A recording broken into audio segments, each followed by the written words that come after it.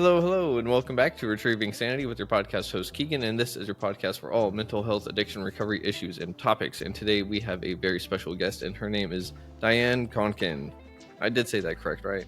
You did, yeah. It's very good. I have sometimes a habit of getting people's last names just so wrong or just right on point. So I just want to make sure I get it right. Thank you, but irrelevant. I'm just here to share what I know and really hope to help some people today, like understand what's going on in their minds and in their bodies. And it's simple and very powerful. I don't think you've heard this before. So everybody stay tuned. Alrighty. Well, you bring a whole lot to the table, and we've had our discussion beforehand, so I'm kind of caught up. But why don't you go ahead and tell the audience who you are, a little bit about yourself, your story if you want, and what you do. Yeah, sure. Well, my company is called Advanced Mind Health. That's my practice. It's like what I like to call my no repeat client therapy practice. I specialize in self-sabotage, anxiety, depression, low confidence, and specifically substance use habits as well, which is a big one. And my history is I've had my practice for 4 years, but I come from a background of working in entertainment. I was a stage manager for theater for over 30 years. My late husband, who passed away 11 years ago, when I met him, I was like 20, I think, and he was in his 30s, and he was a professional musician. He was a drummer touring across Canada and went back to school to teach. And so that's where we met and fell in love and started a life together. And little did I know, because he wasn't sharing this with a new relationship, but he was a recovering drug addict, and he got himself off of a speed and MDMA, I guess they call it in the 70s as well. And when we were together about 7 years, it was about 3 years into purchasing our home together, he crashed with depression. He had only what I could call like this crazy nervous breakdown, which really was frightening to me because I'd never experienced anyone going through that before, where he was just sobbing and rolling on the floor, what's happening to me. And so, you know, when he kind of calmed down and we took him to get some help, basically, you know, he was diagnosed with depression, but he was like, you know what, these doctors are full of shit. Sorry for my language, but, you know, full of BS. And, you know, he tried a bunch of different cocktails of meds, but he was also drinking heavily at the time. Like that was his self-medication, right? And which we all know works opposite to antidepressants, because alcohol is a depressant. So fast forward years, he's really developed a self-medication problem with alcohol, and he started hiding it, and he became out of control, and he was functioning, but it's something that he just couldn't do without until he kind of spun out several times. So in and out of rehab, to make the story fast, 3 times. He finally got on a different cocktail of meds, which included lithium, which completely kind of zoned him out. He didn't like it, and he had to leave his passion of music, leave all his friends, all of that stuff. And then he basically became a shell of a man. And he was sober 6 years when he passed, and he passed just before his 64th birthday. And that was 11 years ago. So in a way, I felt like it was really hard to see him struggle. And I did everything I could for him, not knowing anything about mental health. And in the 90s, there was no help.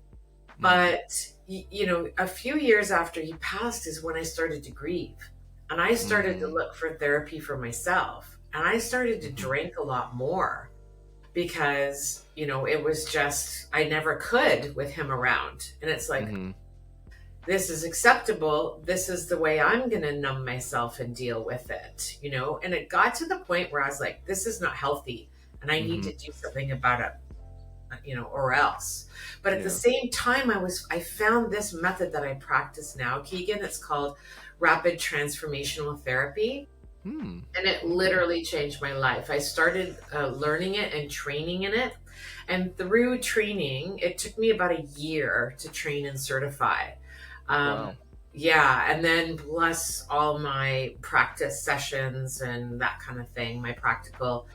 But through that, I learned so much about how the mind works, how emotions work, how neuroscience, the new research in neuroscience is kind of shaping the Mm-hmm. future of therapy. How, like, why on my website I say therapy redefined, because Mm-hmm. it's completely different now that we know how the mind works and how simple it is. And it's not complicated like Mm-hmm. doctors once think. Even, what we hear, the term we used to hear a lot, chemical imbalance. Mm-hmm. There's no such thing. I mean, we create that through our thoughts, our words, how we care for ourselves, like Mm-hmm. we create those chemicals in ourselves. So, I mean, yes, this is a holistic approach, but I'm a very concrete kind of person, right? I was Mm-hmm. just saying before you started recording that, I'm not your therapist that's going to say, go do more journaling, go do more yoga or work out more. I'm not that kind of therapist, because there is a root cause of all of our emotional struggles. And Mm-hmm. especially with addiction, right? Like, we're not born addicts. This Mm-hmm. is something we develop, like a tumor. It's not who we are, it's something that has grown inside of us, Yeah. that root cause. And when we get to the bottom of it and start dissolving it and breaking it down and reverse engineering it, even in just 1 2 hour session. I've done it with clients hundreds of times, where I just take away their cravings, because when you work at that deep neurological level Mm-hmm. and you really communicate with your mind in the understanding of it, it completely starts to shift, and people feel it. At the end of the session, they'll say, wow, I feel like a weight has been lifted. I finally get it, Mm-hmm. And because our minds are, sorry, just to finish up this answer, but our subconscious minds, we learn this somewhere in school, but it controls and drives and influences 95 to 97% of our behaviors, our decisions, our actions, how we think, act, and feel. Mm-hmm. And so I say to my clients that have a substance use issue, I say, when you're trying to resist and you can't help it and you end up picking up, it's Mm-hmm. not your fault, because your mind is driving you to pick up. Mm-hmm. And you are trying to change that action with only 5% of your decision making power, right? Mm-hmm. Because this is your pattern. Your mind Mm-hmm. loves patterns. And when you Yeah. first picked up, everybody remembers the first hit, the first drink, the first everything. They say, oh my Mm-hmm. God, it was like euphoria. And our minds are wired. We are all born wired to crave that pleasure, Mm-hmm. and our minds sort of drive us away from pain, right? Like, if Mm-hmm. we have food poisoning, right, you can't even smell that food anymore, or you start getting nauseous. So Yeah. that's your mind saying, stay away from that food. Last time Mm-hmm. you had it, it caused you pain. Mm-hmm. But your mind is saying, oh, you're not feeling good. You're feeling guilt, shame, and remorse from all of the substance you had yesterday. I know how to fix that. Mm-hmm. Right? So it drives you towards that pleasure. Yeah. So there's certain ways in which your mind helps you survive, because the number one job of the mind is to help you survive. Mm-hmm. But the number one rule of the mind is it will always, always, always do what you tell it. It will do exactly what it thinks you want it to do. And when you work at that deep level, then that's how I shift my clients. Wow. That's a whole It's a lot. I know, it's a lot. I could talk forever, but I try to kind of keep it simple. But it's all run from your subconscious mind. Wow. Yeah. Should I Okay. talk a little bit about how I do that and what RTT is? Yeah.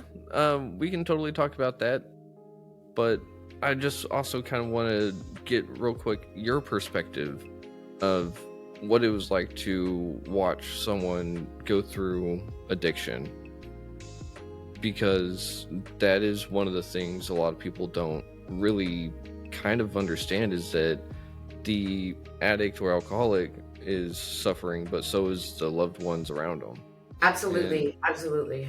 because that's what drove you to even get to RTT, correct? So, Yeah, well, I found RTT years after my husband passed. mhm, But when I knew that I could specialize in a method of therapy that was brand new, mhm, that could help people like my husband who suffered for like 30 years. Like he mhm, was 63 when he passed. He was only sober 6 years, mhm, but he became an alcoholic or drug addict like as a teenager in high school when he first yeah, started playing bands, right? Doing mhm, it socially. yeah, But he talked about the shame he was meant to feel as a child, how his mhm, mom had depression, how his dad was an alcoholic and a gambling addict, right? mhm, So people think that it's genetic, but it's mhm, not genetic. We live what we learn. mhm, It's generational more so. And you mhm, have it's there's a way to reverse that. I mhm. promise you. I do it all the time with my clients. So, Seeing, that's just really awesome that you're out here doing this, because as someone that has suffered from alcoholism and addiction myself, there's tons of things that I wish that had existed years ago, or maybe even things that I would have even maybe tried. But that was the thing, is that was totally not willing and ready years ago. And that's the thing, is that people have to be ready to be able to try different things to better themselves. yeah, well, they have to be at the stage of readiness of I want to Mm. quit. But Yes. this is not hard work. That's the Mm. difference, right? Okay. It's not going to counseling or group sessions where you have to sit there and learn about all your emotions and because I know this. My husband used to get excited about it the first time. He was also hilarious. He called it drunk school, where he went to like yeah, where he went to like an outpatient program. Uh-huh. So he was like in school from 8 a.m. to 4 p.m., like in Mhm. this addiction recovery center. And then he'd come home and he'd bring Mhm. his little notebook and he'd talk to me. He'd be so excited. He's like, look, we're learning how to identify our emotions, which he'd never Mhm. done before. But then, of course, that all goes out the window when he gets triggered or when he's like that self loathing comes into Mhm. play and then he always said, I don't like myself. And I just Mhm. never understood that. And at the time I didn't either. But Yeah. this is why I became so codependent. That was my illness, right? But like I found RTT years after he passed, but what I really did to help myself was go to Al-Anon.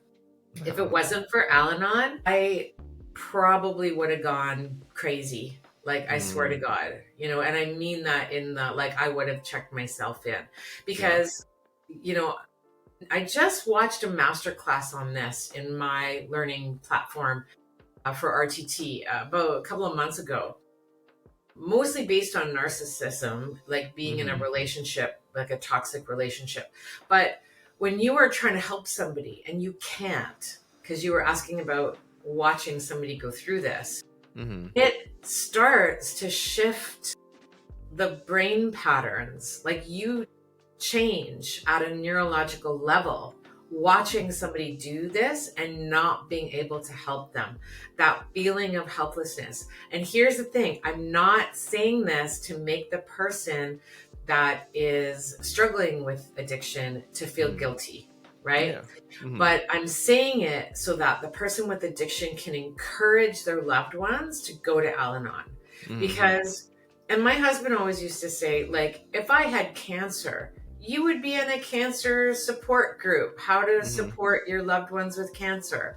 Or if Mhm. you had a child with Down syndrome or disabilities. Like, you would be with other parents to learn how to support that child. It's no different, and there's no shame in it. Nope.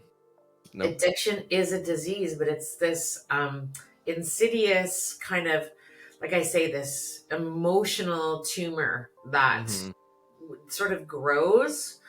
And, it basically comes from childhood trauma. Like, when I work with my clients, okay, here's how RTT works. Yeah. It's it's typically one session. Sometimes I do a second. Once in a while I do a third. But the client that comes to me has to want to stop. And they have to be able to stop for at least a day, right? So that, because they have to come to the session clean and be honest about that, or else it's not going to work, and I'm not going to treat you. That's unfair to both of us, right? Yeah. So do whatever you can do. Go to detox, even if you go to detox for a couple of days. But if you have the kind of addiction, not have it, because I don't like to say it's yours. You never say I am. Just say, I have this thing in me, right? It's not part of you. It's like this tumor. But if you are struggling with this, or if you have this thing clinging to you, and you can get through a day or two without it, but then you kind of fall back into it. It's the same reason why New Year's resolutions don't work, right? We can say, well, I'm going to give up sugar. I'm going to give up, buying shoes. I'm going to give up whatever. I'm going to get to the gym more. And we can kind of manage it on our own for a while, but then boom, we fall back into our old patterns, because our mind is like, no, we need this. And so what I do is I align your subconscious operating system with your conscious mind, right? The 95% and the 5%, I make them align so that your subconscious mind knows what you want, because it's just going along with what it learned. It's like when you get in the back of a cab, you need to tell the driver where to go, or else it's just going to drop you off to the same place it always drops you off, right? So the session works. It's a combination, Rapid Transformational Therapy.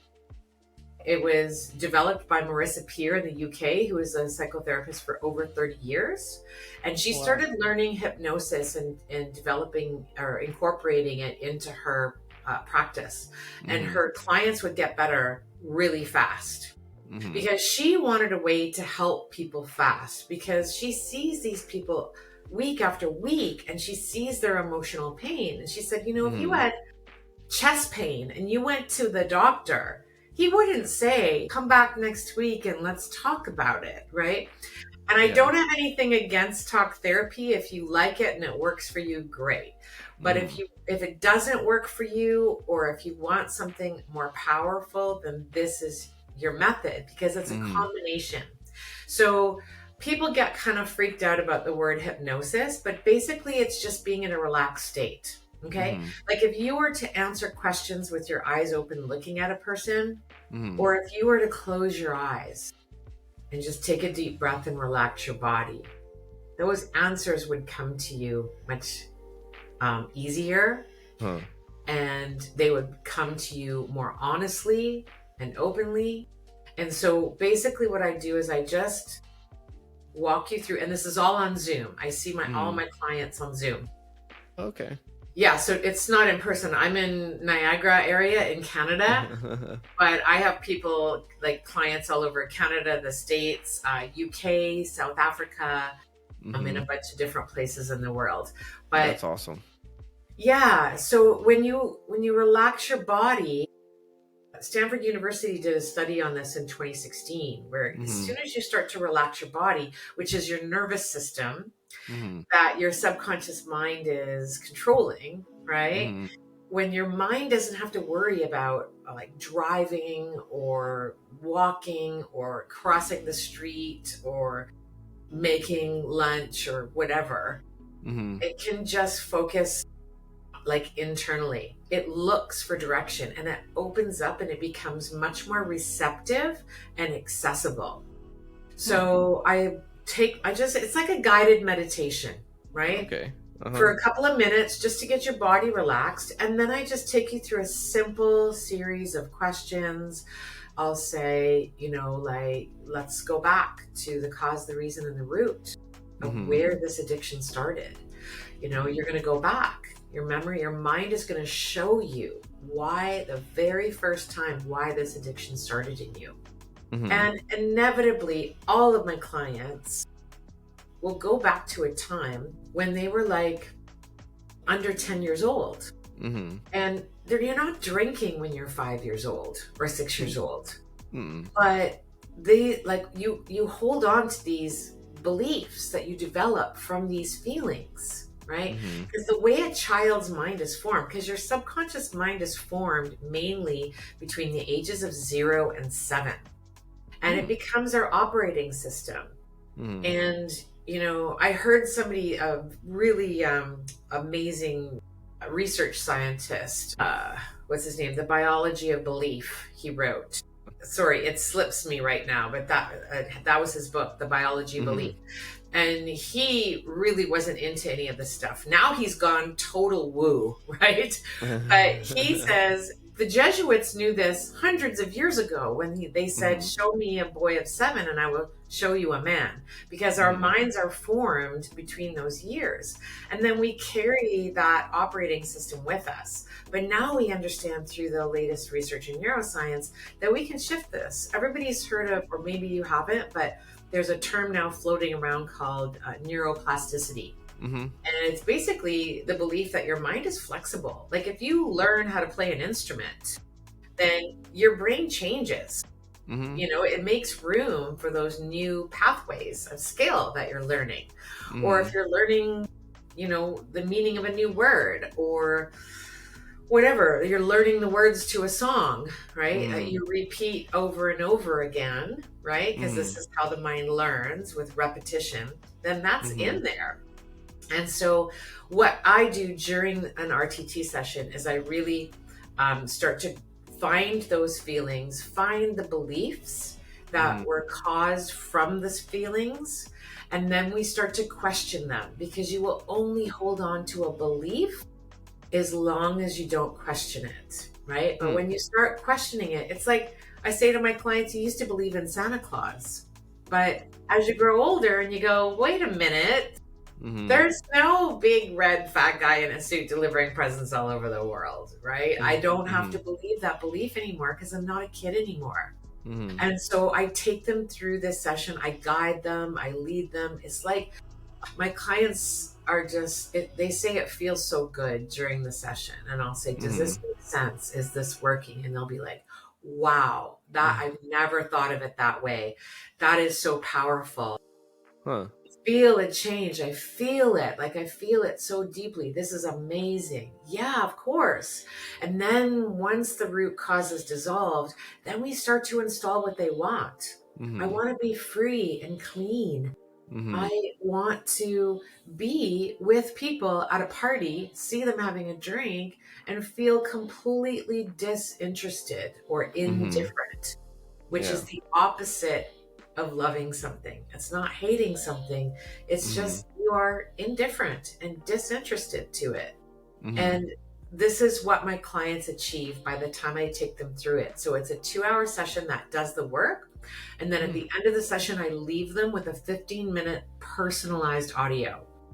Wow. This is where I put my most work into. And I have a template, but I include everything from the session as well. Name in it, everything that they want from their intake form, everything that they see, how they see themselves moving forward, how they visualize their lives without this addiction hanging on to them.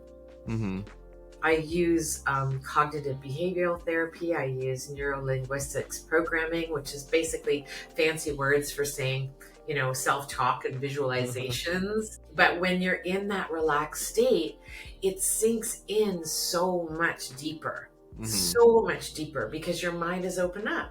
And when you question that and change that, and then you install what you want, the clients are just blown away. I was telling you before we started, I worked with a doctor in New York who had a drug and alcohol problem in the 90s. and gave it up quickly, kind of Mm-hmm. got scared into it because he got in a bad car accident and almost killed himself and someone else. Mm-hmm. Now he's got a beautiful family, but he was still having cravings every day and getting Mm-hmm. triggered, but managing it. And within 48 hours, they were completely gone. Because what I ask the client to do is, now that the work is done with the Mm-hmm. audio, or sorry, with the session, you listen to that audio every day for 28 days. Because Mm-hmm. how long does it take to form a habit? About a month. Minimum of 21 days. Right. So I say, okay, minimum, right? Mm-hmm. So you will notice huge changes in how Mm-hmm. you feel, how you're thinking, because the old you, you're when all of these thoughts bubble up, right? Mm-hmm. Like, I'm never going to find love. I'm worthless. I'm useless. What am I even doing here? Like all of these sort of self-loathing, self-deprecating thoughts, that's not coming from you. It's coming from your mind, because it wants you to use, because it knows it's going to feel good. Your body doesn't want drugs and alcohol. Mm-hmm. It's your That's true. mind that's compelling you, because it doesn't care, if you're happy or sad. It just, like, doing this, it just Mm-hmm. wants you to stay alive. And a lot Yeah. of addicts, you hear, if I didn't have drugs, I would have probably killed myself, right? Mm-hmm. How many times do we hear that story? A lot. And so that's your mind's way of like helping you survive. But Mm-hmm. when you reverse that and say, yeah, the drugs used to be pleasure, or the alcohol used to be pleasure, but now it's pain.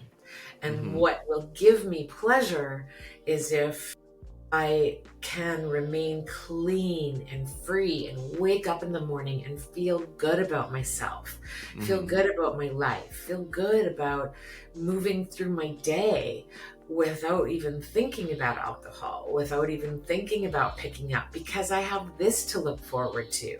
I want Mm-hmm. to start a business. I want to learn how to play an instrument. I want to do this. I want to write more. I want to get back to work at something, right? Like, that's Mm-hmm. what I want to do. And when you tell your mind that in this relaxed state, Mm-hmm. with the repetition of the audio, it gets it. It's like learning the words to a song, right? Yeah. You have to listen to those words over and over and over again, and then they're in Mm-hmm. there. And then guess what happens? You're moving through the day, and all of a sudden the song will pop into your mind, right? Yep. Because your mind's like, you were repeating this to me. Now I'm Mm-hmm. repeating it back to you because this is what you want. It's like your assistant, Mm-hmm. but what it learned was from so long ago. So now we Mm-hmm. need to upgrade it, update it. The same way as you upgrade your software in your computer, Mm-hmm. I help you upgrade the software in your mind. Oh wow. But we don't come up with a little fancy update button that says, hey, this is outside of normal business hours. Do you want to update your computer now? No, there's no clicking of buttons, but that's what you use. If you want to get in shape, you hire a personal trainer, Mm-hmm. right? I'm your personal mental trainer. There you So you go. come to me. People say it's like a spa. Hmm. Like I say, when you go for a massage, you Hmm. just relax and somebody works on your muscles and you come Hmm. out feeling really good. With me, you come to me, you relax, and I help you work on your thoughts, work out all those knots in your Hmm. thoughts that are just like, I don't want to think that anymore. Like, let's get rid of that and work on that. Uh-huh. And then you come out of it going, whoa, like they feel so much lighter in their heart, Hmm. because what controls the energy in their body is from their Hmm. mind, right? Like, emotions are just chemicals that your mind drops down into your body, right? Yeah. Like the same as if we close our eyes and we think about biting into a lemon, our mouth Hmm. will water, because we told our mind we were biting a lemon. And so our Hmm. mouth waters. And that's how powerful these words and images are. Hmm. Like, our mind will react to them. Wow. Okay. Give me just a second. Okay. um, so whenever we're sitting there and we're trying to say upgrade everything, we have to get that old stuff out. right? Because, or can we sit there and do it with it still there? Does that make sense? Yeah, I understand perfectly what you're saying. And here's the thing. A lot of clients are a bit afraid because they think they have to revisit old trauma. Mm-hmm. Not the case, right? And then Yeah. a lot of times our mind won't show us that because our mind knows it's painful. I worked with a client who endured horrific child abuse. Like her parents should have been sent to jail for years. Hers was the only intake form out of over 300 that I actually teared up reading her intake form. Like it was that bad. Man. And she came to me, and despite all this, she left home when she was 18, got married, went right to a toxic relationship, as a lot of women do, right? Because you attract what you think you are worth. And then got out of that and is now with a really great partner.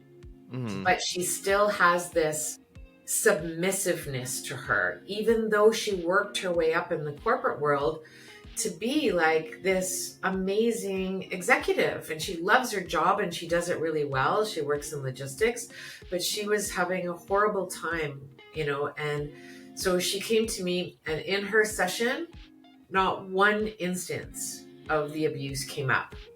And because her mind was protecting her from that. And that's okay. That's okay. But what we do is not go to the actual event, but what's more important is the feeling that they feel in that moment. Because here's the equation, right? Our thoughts create our feelings. And if they stay there long enough, they create beliefs, right? And our feelings and our beliefs will create our actions. So it all starts with our thoughts, right? Like if I have to learn a new tech platform and I go, oh God, this is going to be awful. I hate tech. And I tell myself that, guess what? It's going to be a really unpleasant experience. But if I say to myself, hell, I've done it before. I know I'm smart. I know I'm capable. I can navigate through it. I just have to take it one step at a time. I can figure this out. It's going to be easy. If I tell myself that, guess what? It's easy, right? Yeah. And so, you don't have to revisit the trauma, but you have to, what I do with my clients is connect with the feelings they've felt that their mind is showing them. Because those feelings turn into beliefs. And what are the beliefs? I'm not good enough. I'm not worthy. I'm not lovable. I can't connect. I'm different. I don't belong. What I want in this world is never going to be available to me. All of those things, those beliefs that you start to form and carry with you into adulthood. When in the session, I help through a series of tools, which are brilliant, that no other psychotherapist, unless they've trained with Marissa or know this method, really has the language or specific tools from. This is specific to Rapid Transformational Therapy, and it is brilliant. It's an award-winning method. Doctors are learning it. Therapists are learning it to help their clients. Although I did have an interview with a therapist my first year of practice who wanted to know more about what I did. And when I told her I can, help people in one session, typically, she went, but what do you do for repeat clients? And I thought, how sad is that? Like, I said, don't you want to help your clients faster?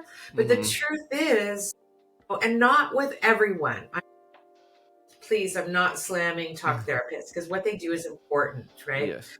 But there are, sadly, some of them that will, rely on that revenue, right? That weekly revenue. Not everybody, but it happens. So that's why I say to people when they ask me what I do, I say I have a no repeat client therapy practice. And people are like, what? It just makes their jaw drop. And it's like, yeah, because this is not your mom's therapy. This is the future of therapy, how it's going to go. Absolutely. And we forget that hypnosis was developed like hundreds of years ago.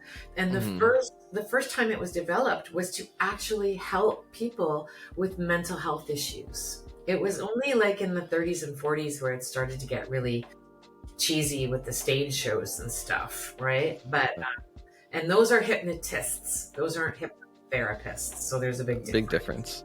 Yeah. So with there being so much to this, there's also not a lot at all. It sounds like that's the weird It's very thing, simple. right? It's very simple. Yeah. And like I was saying earlier, like if people have questions, Mm-hmm. you know, you're welcome to call me. Just go to my company is advancedmindhealth.ca. Mm-hmm. Just book a call with me on my calendar. You get free 30 minutes. Anybody, as you can tell, I love sharing this information. I love telling people it's not their fault, Mm-hmm. especially people that are struggling with addiction.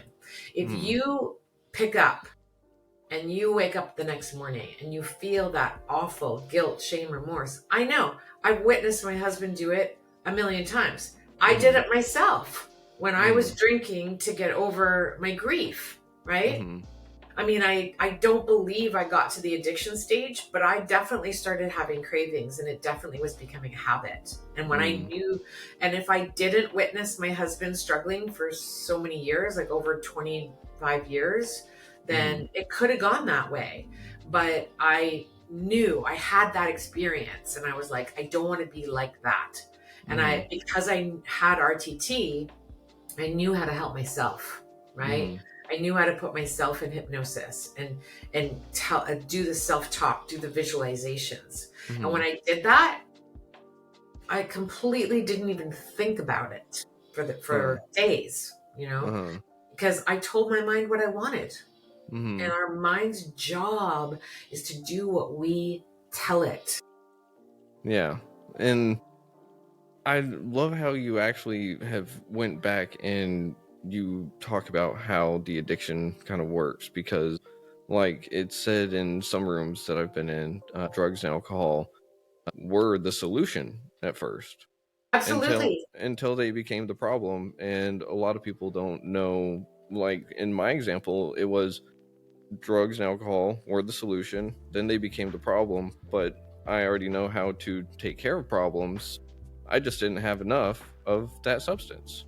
And so it was like just this repeated cycle until it got to, again, like where you said, where it was, if I didn't have it, I would have finished it, you know? And so then I decided I'm going to just kind of enjoy the long run, because I was like, if I quit now, the going cold turkey could kill me.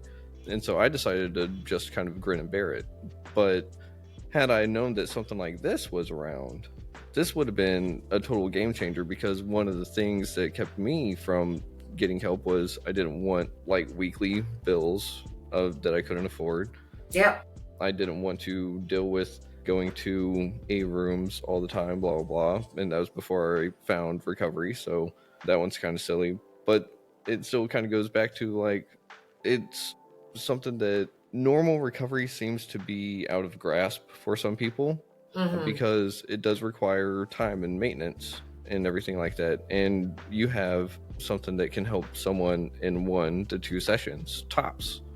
And whenever you first came across RTT, how did it make you feel as someone that was going through what you were going through?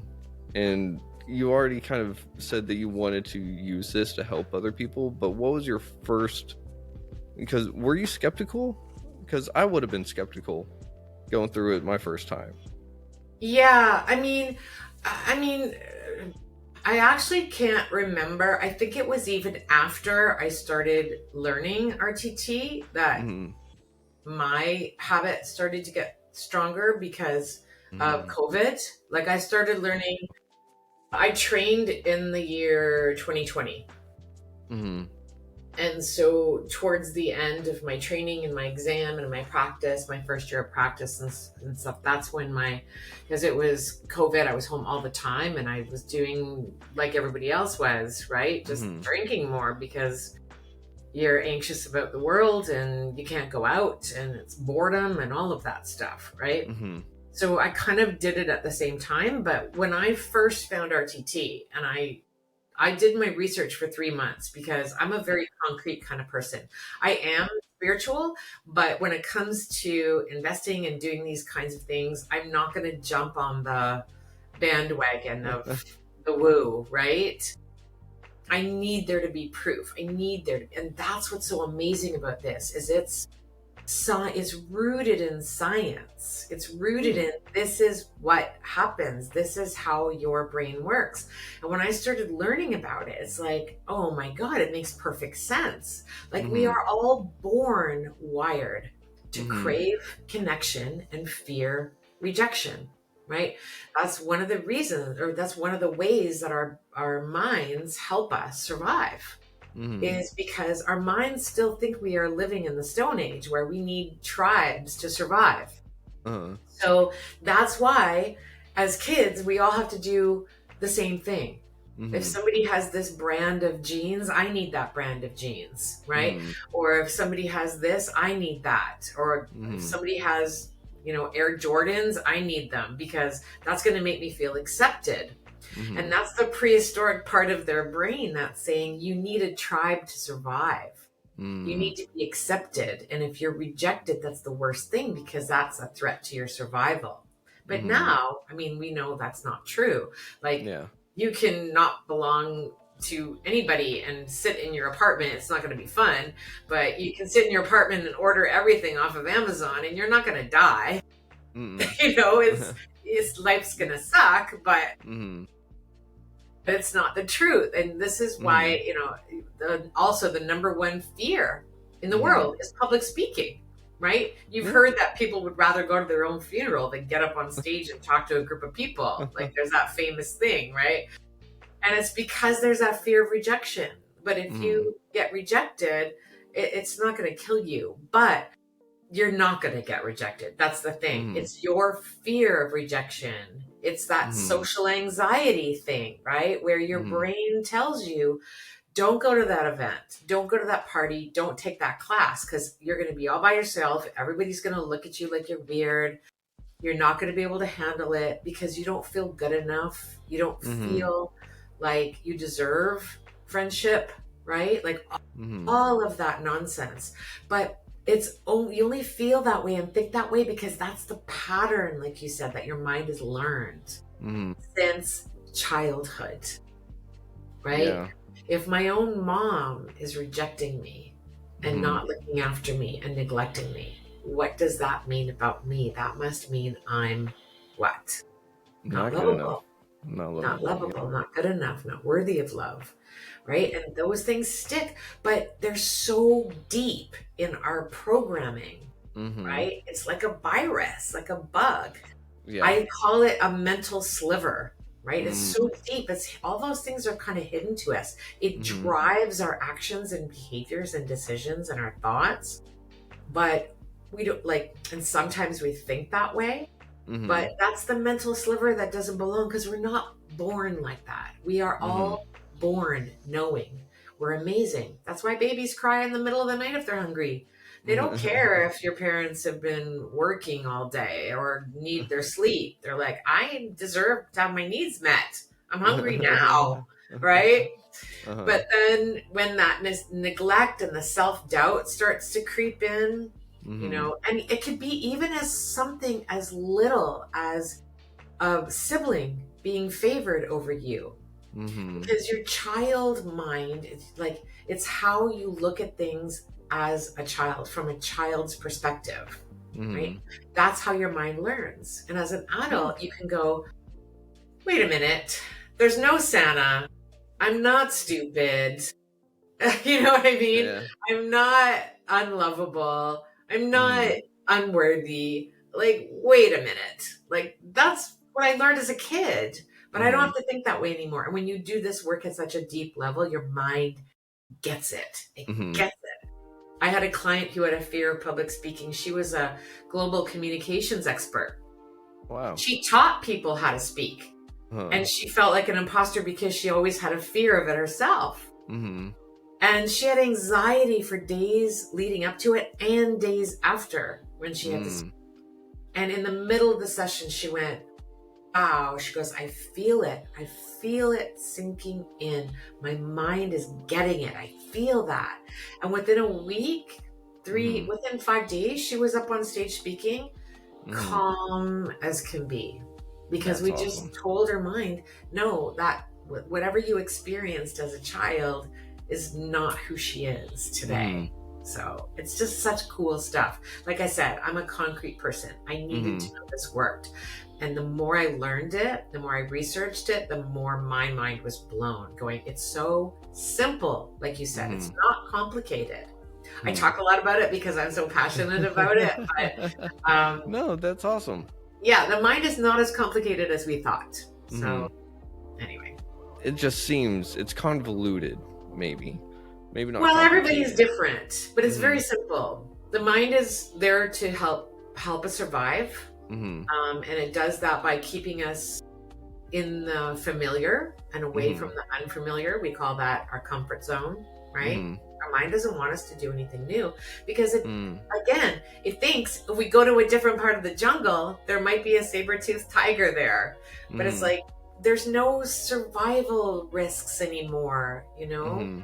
I mean, unless you really shouldn't be where you don't belong. Yeah. Like we all have to be smart about our surroundings, but it's not as scary as our mind tells us. And if you just kind of say to your mind, look, it's okay. I'm safe. I'm healthy. I'm safe. I know how to take care of myself. I'm strong. I can protect myself. You don't need to protect me. I got this. I'm good. Right. Yeah. And when you start to kind of communicate that to your mind, you know, and a lot of times I'll talk with clients and I'll say, okay, how does your mind, or how old does your mind think you are?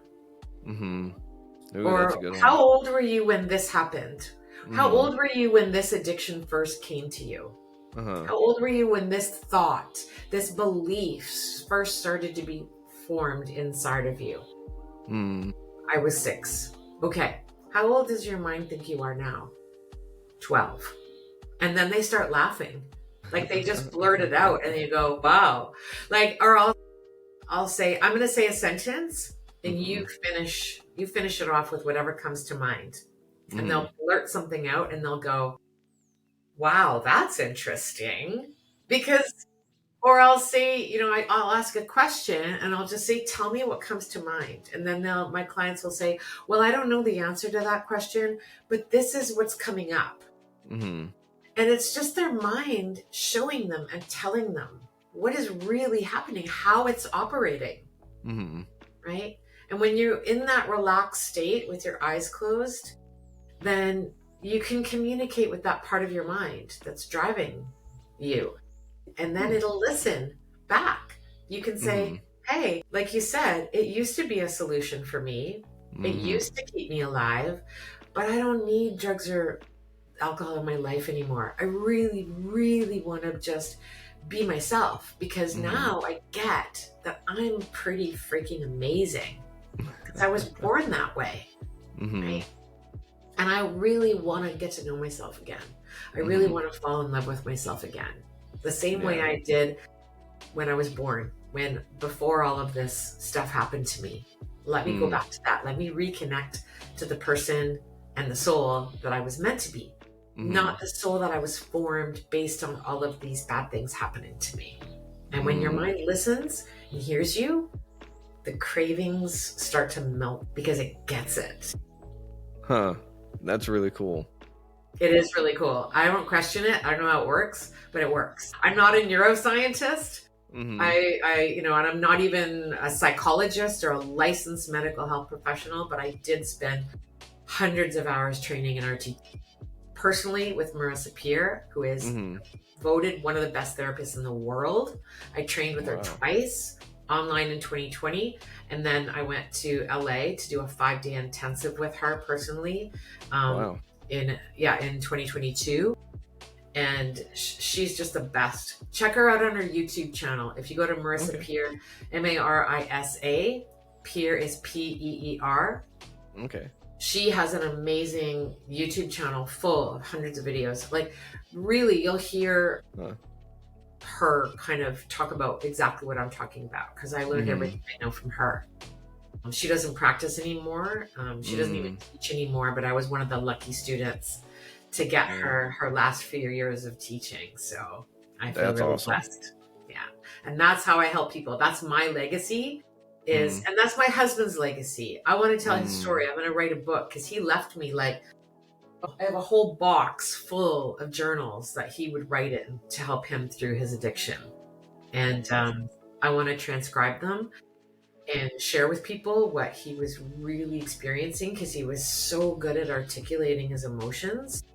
And then also talk about what I do and like discuss what he was going through and how, like I say, if I only knew then what I know now, I could have helped him. So, sorry, I'm gonna put on my do not disturb again. We must be right at an hour. Yeah, you're good. No worries. But that's really awesome. I love how you're trying to carry on his legacy as well. And so many people need to hear that side of addiction and recovery is what's going on in the throes of everything. Yeah. If there's one thing, if there's one takeaway that I want your listeners to learn from today is your emotional struggles have nothing to do with who you are. Nothing. It is not your fault. It is your 95% mind that is driving whatever however you think, act, and feel. And that 5% that goes, I really wish I didn't have these cravings. I really wish I could just live my life clean with confidence, like a normal person. You can. You absolutely can. And it's not hard work. It's just going for a thought massage. A thought massage, a mind masseuse. Yeah. That's awesome. All of this is fantastic. And I would love to have you on for another episode because it sounds like there's a whole lot that we can talk about, not just RTT, but anything that goes along with Al-Anon and recovery in general, because a lot of people don't know that Al-Anon even exists. And it's a huge blessing for so many people because it not only helps the alcoholic at home, it also helps the alcoholic's family, the drug addict's family. So also anyone listening, there are programs for people that are just associated with people that are suffering from alcoholism and addiction. And it's not a pity party. I thought, great, I'm going to go to this stupid church and I'm going to sit around with a bunch of old women and they're all going to be sad and crying about all the alcoholics in their life. And I'm like, oh, what am I into? And like, it helped me tremendously. I was so pissed off the first day I went at my husband. I was like, okay, I was at that anger stage where it's like, what the hell are you doing? Like, why, right? I still couldn't understand. And when I went there, there's people like me.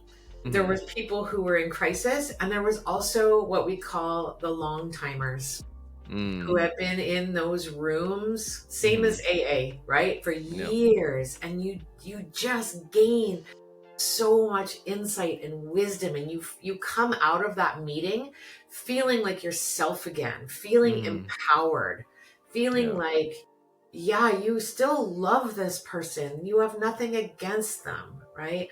It's just, I used to say to my husband, it's like an emotional disease.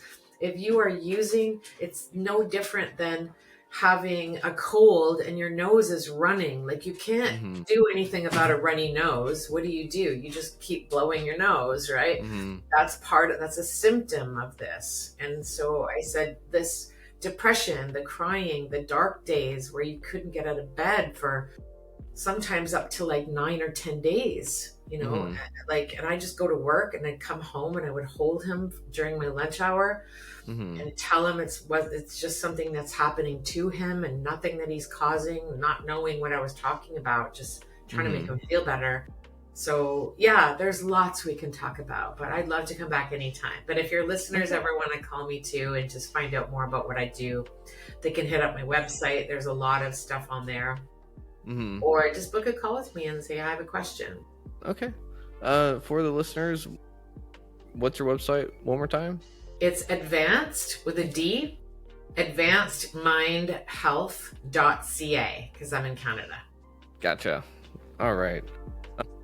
Well, I cannot thank you enough for being on, because this is such great information, and I know that I'm going to look into it myself, and I know that there's going to be people that are listening that would also like to really look into this, because again, if it's a 1 to 2 session kind of fix for a specific issue, why not do it?